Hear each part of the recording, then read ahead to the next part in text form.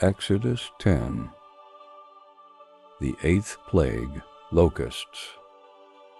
Yahweh said to Moses, "Go into Pharaoh, for I have hardened his heart and the heart of his servants, that I may show these my signs in their midst, and that you may tell in the hearing of your son and of your son's son what things I have done to Egypt, and my signs which I have done among them, that you may know that I am Yahweh."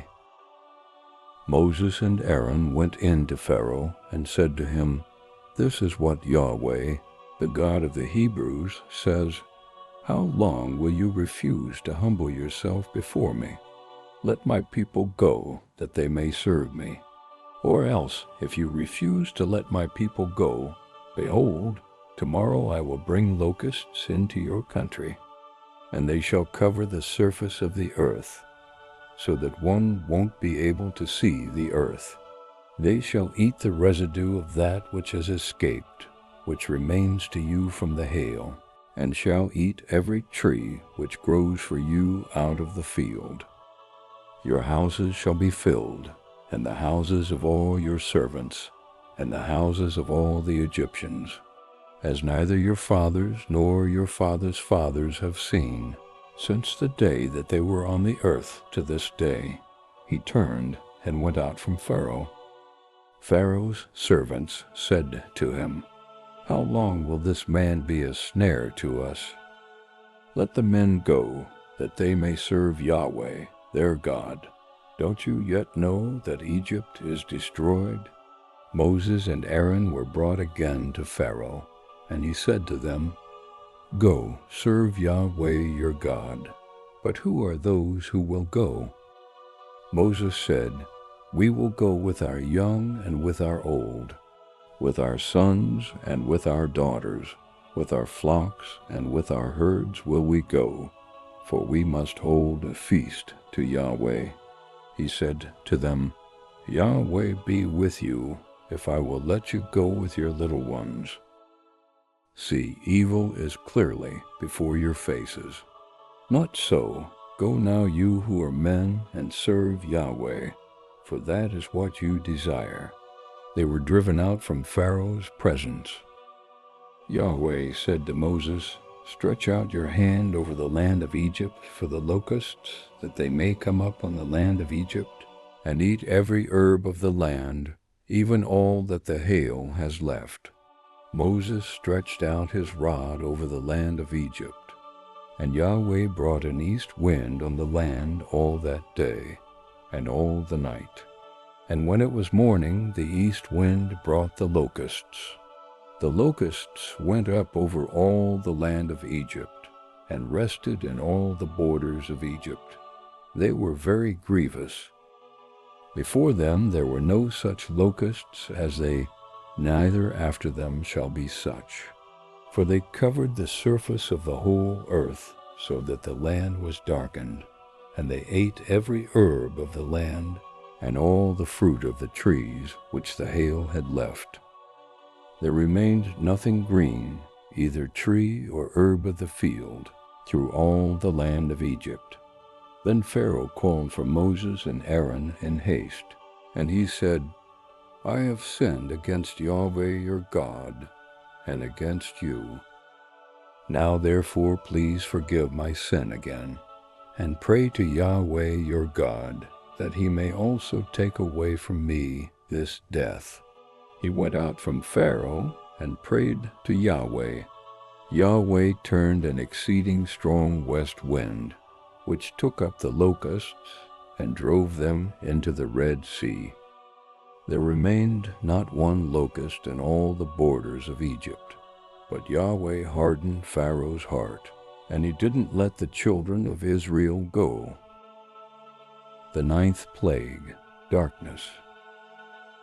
Yahweh said to Moses, "Stretch out your hand toward the sky, that there may be darkness over the land of Egypt, even darkness which may be felt."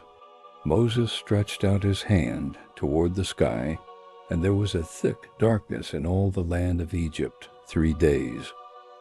They didn't see one another, Neither did anyone rise from his place for 3 days. But all the children of Israel had light in their dwellings. Pharaoh called to Moses and said, "Go, serve Yahweh. Only let your flocks and your herds stay behind. Let your little ones also go with you." Moses said, "You must also give into our hand sacrifices and burnt offerings, that we may sacrifice to Yahweh our God. Our livestock also shall go with us. Not a hoof shall be left behind, for of it we must take to serve Yahweh our God. And we don't know with what we must serve Yahweh until we come there." But Yahweh hardened Pharaoh's heart, and he wouldn't let them go. Pharaoh said to him, "Get away from me.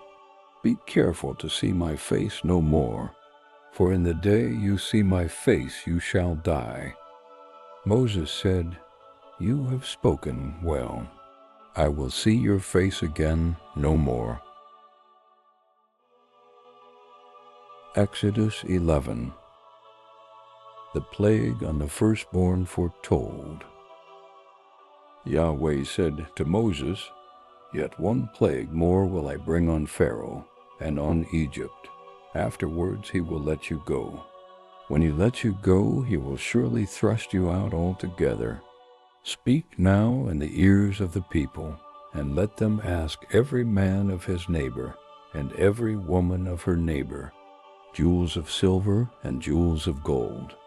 Yahweh gave the people favor in the sight of the Egyptians.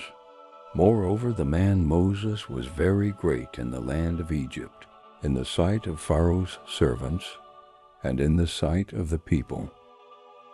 Moses said, "This is what Yahweh says, about midnight I will go out into the midst of Egypt, and all the firstborn in the land of Egypt shall die, from the firstborn of Pharaoh, who sits on his throne, even to the firstborn of the female servant who is behind the mill, and all the firstborn of livestock. There shall be a great cry throughout all the land of Egypt, such as there has not been, nor shall be any more.